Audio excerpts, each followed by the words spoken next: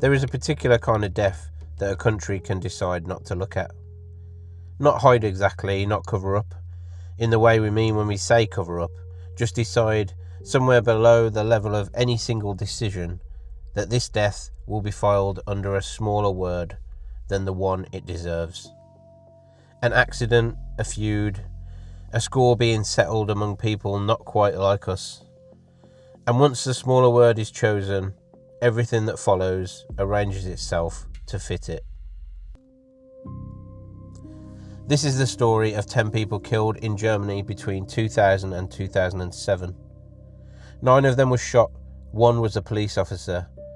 And for most of the years in which they were dying, the country in which they had died believed it was looking at something else entirely.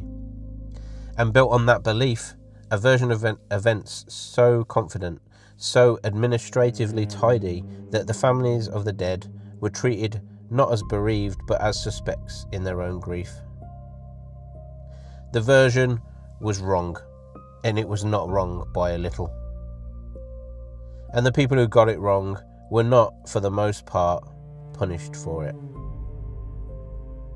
In the late 1990s, in the city of Jena, in the eastern German state of Thuringia, 3 young people who had spent their youth inside the local neo-Nazi scene dropped out of the ordinary records of their lives. Their names were Uwe Mundlos, Uwe Bondhart, and Beate Zschäpe. I will say their names this once, plainly, because they belong in the record. And then I'm going to spend very little of the next 30 minutes or so on them, because the temptation with people like this is to make them larger than they were. They were not masterminds. There is a way of telling this kind of story that turns the killers into outlaws. Clever, elusive, almost admirable in their evasion. I am not going to tell it that way, however, and I want you to notice from the start when anyone does. They were 3 people who had decided that some of their neighbours were not really people. The rest of what they became followed on from that single, small, cowardly decision. In 1998, ahead of police interest in them, the 3 went underground. How they kept themselves hidden in the practical sense is not the part of this story that I am interested in, and you should be suspicious of any telling that lingers there, because the mechanics of the evasion are exactly what turn 3 killers into the clever outlaws that they were not. So let me put them down for a moment, where they belong, in the margin, and bring forward the people this is actually about. In the summer of 2000, in Nuremberg, a man named Enver Şimşek ran a flower stall. He had come to Germany in 1985, and he had worked his way, in the way that the official story of a good economy says people are supposed to, from the factory floor towards something of his own, a flower business. He had built it up through the early 90s, and the wholesale trade, and the stall in which he was standing in this very day, in the early days of September. He had a wife, Adile, and 2 children, Samir and Abdul Karim. He was, on the day of this story reaches him, 38 years old, and entirely ordinary, not in an offensive way, but in a way that almost everyone is who is about to be the centre of something terrible. I'm going to tell you how each of these people died exactly once, in a single sentence, and then move on to the life. Because the details of how a person is killed are the part of a story like this that asks the least of you and gives the killers the most. On the 9th of September 2000, Enver Şimşek was shot at his flower stall. He died of his wounds 2 days later. As I said before, he was 38 years old. That is all I'm going to say about the act itself.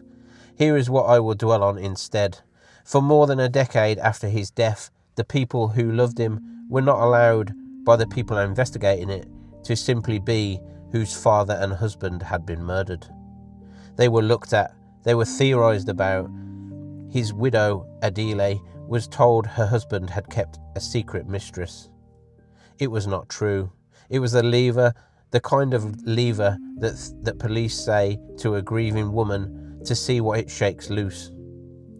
She was, by all accounts, shown a photograph of the supposed woman as well.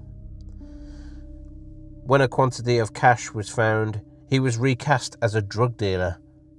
None of it was real. All of it was aimed at the family of the dead man, rather than the country that he had been killed in. His daughter, Semia, later put into words what that decade did to her. She was 14 when her father was killed. Years after, she would write a book about it and stand at a national memorial in front of the country's leadership and ask out loud whether Germany, the place in which she was born, was ever her home. Sit with that. Not only the death, but the 10 or 11 years of being quietly suspected of having earned it. And then it kept happening. I'm going to name the others now, each of them briefly. Each was a person, but none of them are a plot point for this story. Abdurrahim Azoglu, 49, who helped in a tailor's shop in Nuremberg, killed in June 2001. He had a daughter who was 19. Suleiman Toskopru, 31, working in his father's greengrocers in Hamburg, killed days later that same month. Habil Kilic, a greengrocer in Munich, killed in the August. Mehmet Turgut was at a kebab stand in Rostock, and he was killed in early 2004. Ismail Yassar was also at a kebab stand, but in Nuremberg this time, and was killed in June 2005. And Mehmet Kubasik, 39, who ran a convenience store in Dortmund, killed in April 2006, had a wife and 3 children. Small shops, daylight, men standing behind their own counters in the ordinary middle of an ordinary day. And running through it, a single thread that should have been impossible to miss. The same pistol, the same weapon reappearing across cities and years.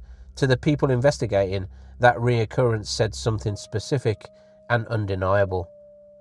That these killings were one thing, not many. They understood that much. They had the thread in their hands, and then holding it, they reached for the wrong explanation anyway. There is one more I want to slow down for, because it is where the thing I keep calling a failure stops looking like a failure and starts looking like something with a will of its own.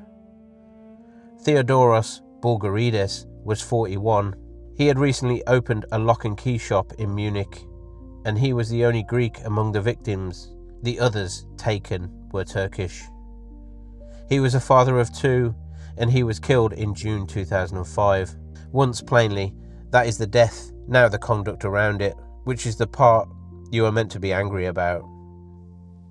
His family, like the others, were met not with sympathy, but with suspicion.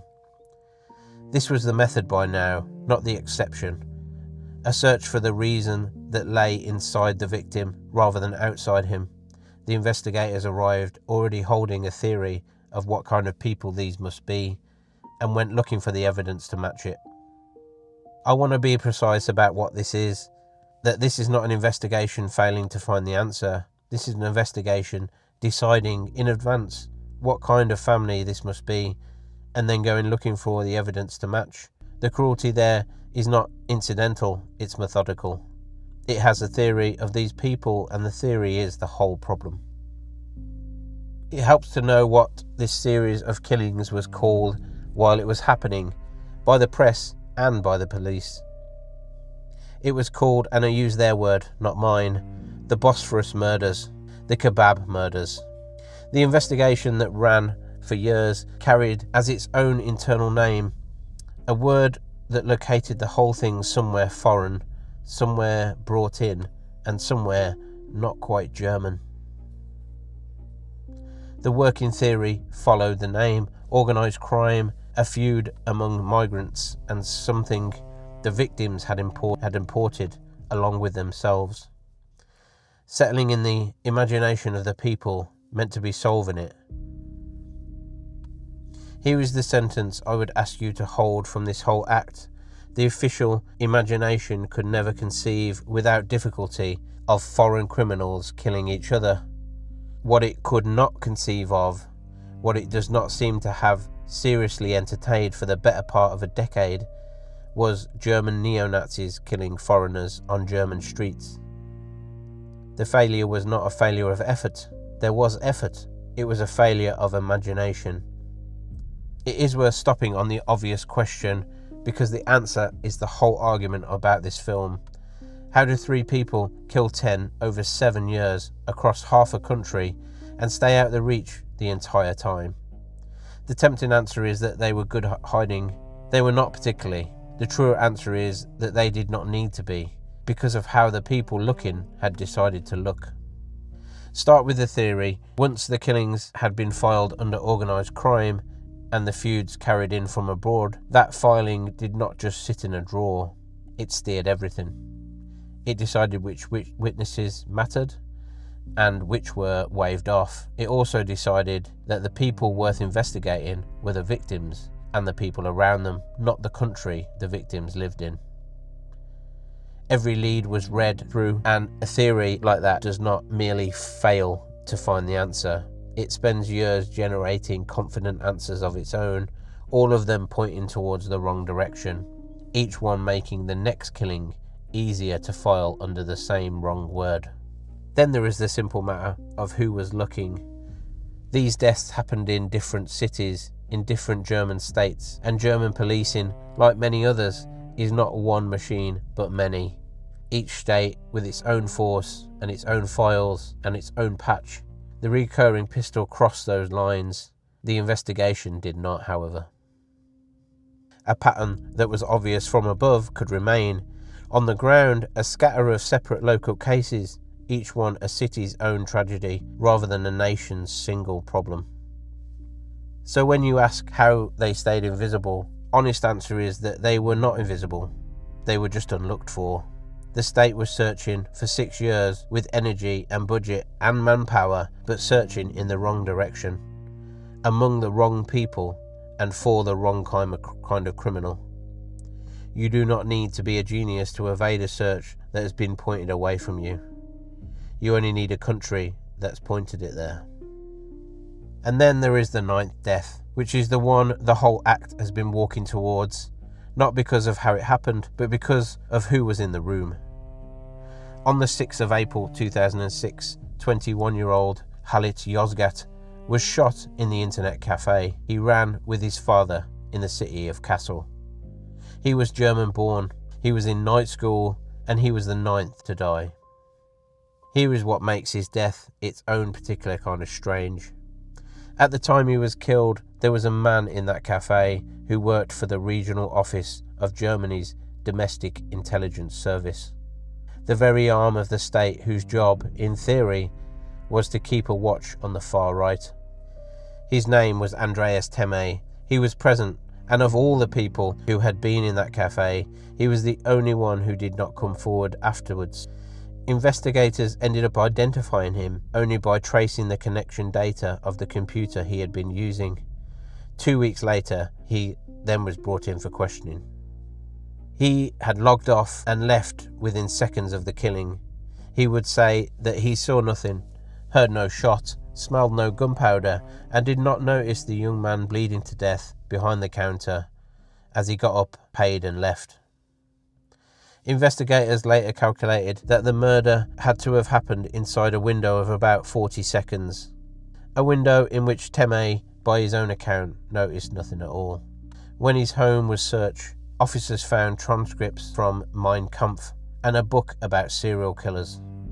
A former neighbour would claim he had been nicknamed Little Adolf as a boy in his home village, though I could not find no firm corroboration for that, and pass it on only as a rumour it is.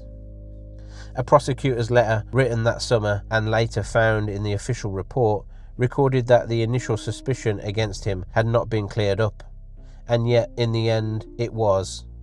He was released. The courts years later accepted that he could have been in that small room and noticed nothing. the state of Hesse sealed its files on the case for 120 years. That is his account and theirs, and I am simply going to leave it there, exactly as the court heard it, and let you weigh it yourself. For a long time, this was a story about 9 people who had been chosen, as far as anyone could tell, for what they were taken to be. And then there is a 10th, who does not fit at all, and whose not fitting is, to this day, the murkiest thread in the whole account.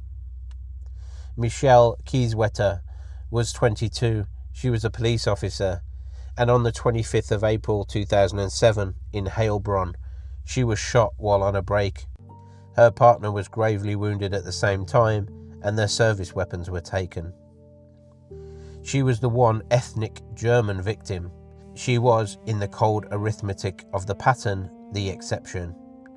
And the reason she specifically was chosen has never been settled in a way that closes the question. I am not going to fill that silence with a theory. There are theories out there, some of them very loud, and we will come to the territory where they live carefully at the end. But here, in its proper place in the sequence, I am going to do the thing the original investigators would not, and I am going to let an open question stay open. I'm not going to reach for the nearest tidy answer just because the silence is uncomfortable. Notice what has to be true for this story to continue. After 7 years and 10 deaths, the state that had been investigating did not solve it. It did not close in. There was no breakthrough, no patient assembly of evidence that finally named the 3 from Jena. What happened instead is that the thing fell apart on its own. In November 2011, a bank robbery went wrong. In its aftermath, 2 of the cell were found dead in a burning camper van. This was in the town of Eisenach. A flat in Zwickau was set alight, and a video was sent out to the press.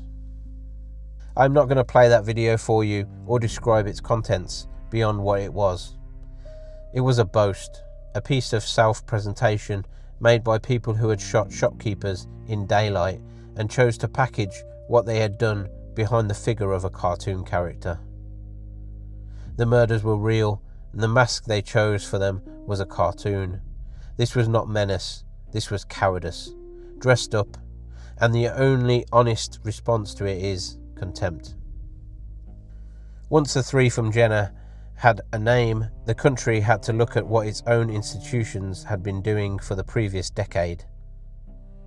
And this is the part of the story that needs no interruption from me, no implication, no leaving it there. This part is on the record. On the 11th of November 2011, the same day the federal investigators into the group finally began, an official at Germany's Domestic Intelligence Agency ordered the destruction of a set of files. These files were relating to the 7 informants the agency had run inside the far-right scene that the cell had grown out of. The operation, when it later came to light, acquired a nickname in the press, Action Confetti, translated Operation Confetti.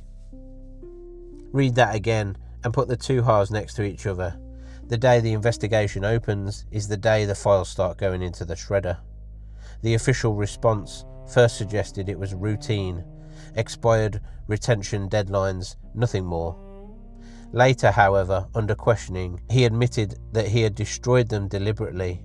The head of the agency resigned the following year. And a parliamentary inquiry looking afterwards at why the files had been destroyed on precisely that day found that the reasons given for the destruction did not hold up.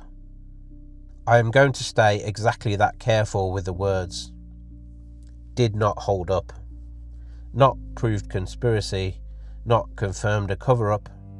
The inquiry's own finding in its own register, which is damning enough.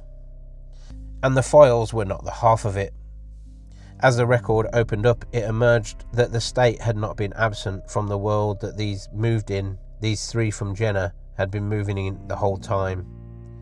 It had been present through paid informants, people on the state's books, and active in and around the far-right scene the cell had came out of over a span of years.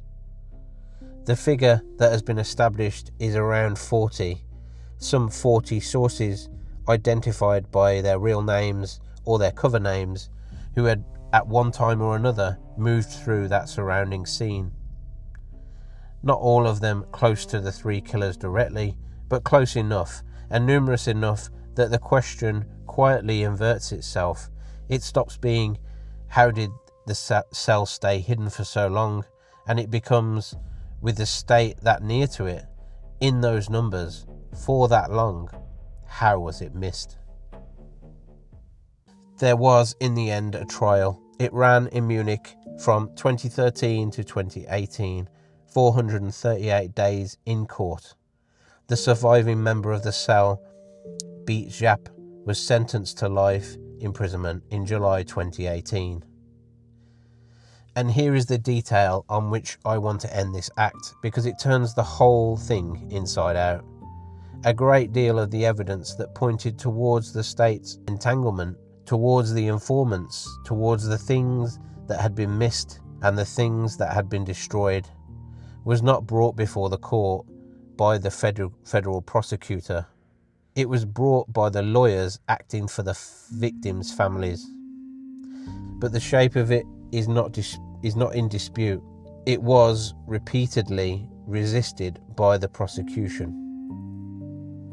Hold that image now in your head. The bereaved, the same families who had spent a decade being treated as suspects and criminals in the deaths of their own, ended up doing the state's investigating for it, pushing against the state's own representatives to get the state's own failures admitted into the record of the state's own trial.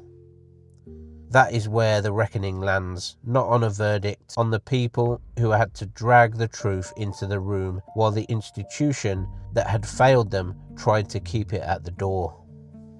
Now we come to the part of the story where I have to be most careful with you, because it is the part where the temptation to say more than I can prove is definitely the strongest, and where saying it would betray everyone this film is actually about. So let me start with the honest accounting, the part that is proven, because it is more than enough on its own.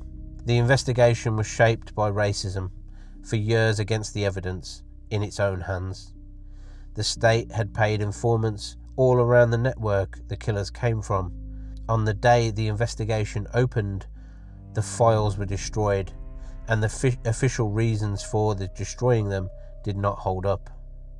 None of that is speculation. All of it is on the record, and all of it is damning. I say that first and plainly because what comes next is not on the record in the same way. And the difference between the two is the whole point of this final act. There is a thread that the people most invested in this case will tell you is the real story. It concerns a small number of people connected in one way or another to the investigation. People who died after the cell was exposed with official explanations attached to their deaths. I'm going to lay them out for you in the order they happened. In September 2013, a 21-year-old man named Florian Heilig died in a burning car in Stuttgart. To understand why his family could not accept what they were told, you have to know what he had been saying. Heilig had drifted as a teenager into the far right himself. He had then drifted out of it and had begun, in the years before he died, to talk. He told people he knew something about the murder of a policewoman in Heilbronn. He had given a first statement to investigators, and on the very morning of the day he died, he had an appointment to give another, to be questioned again by the state criminal police. He never made it. His car was found burning in a car park in the centre of Stuttgart, and the official finding arrived quickly and was that he had taken his own life. His family did not accept it in any way, and they said two things that were never quite answered correctly. That he had shown no sign during this time or any time of his life of wanting to die, and that he had, all his life, a particular and very powerful fear of fire. In April 2014, a man who had spent more than 18 years as a paid informant of the state inside the far-right scene, known by the codename Corelli, his real name Thomas Richter, was found dead in his flat.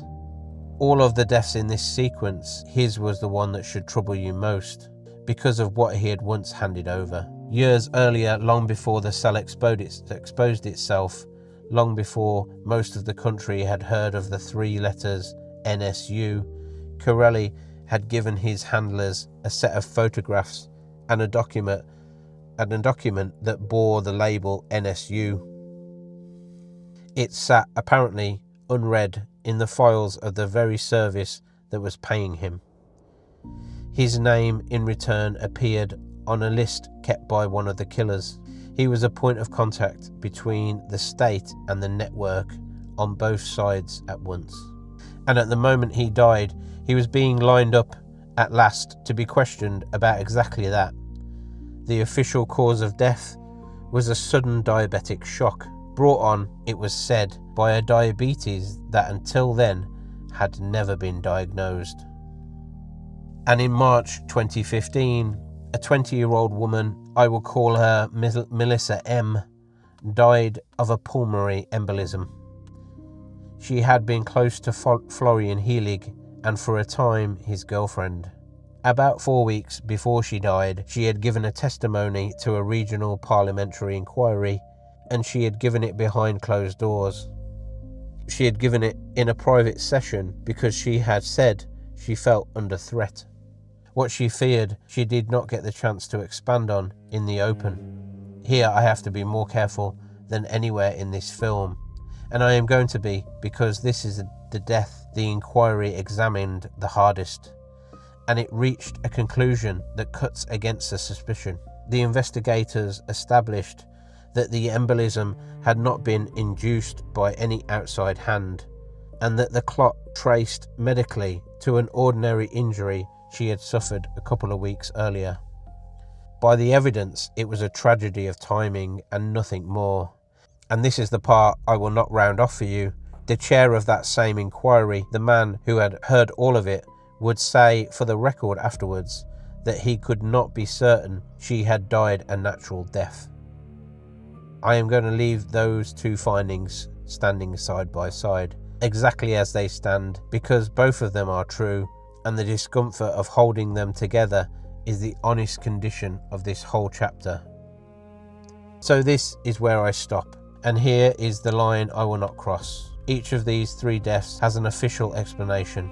Each of those explanations may well be true, and I am not going to tell you that these people were murdered to keep them quiet, because I cannot prove it, and neither can anyone else, and the ones who tell you otherwise with certainty are reaching past the evidence into a place I am not willing to follow them. There is no assassination program on the record or hand to point to. I want to be as clear about that as I've tried to be about everything else.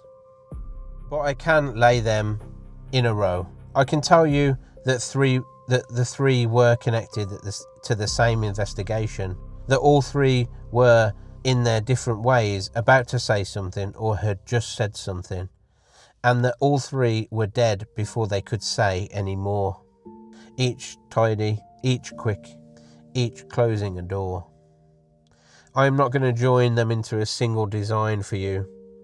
I am only going to point out what you have by now learned to recognise, the shape, and ask you to sit as the families have had to sit, not with an answer, but with the timing.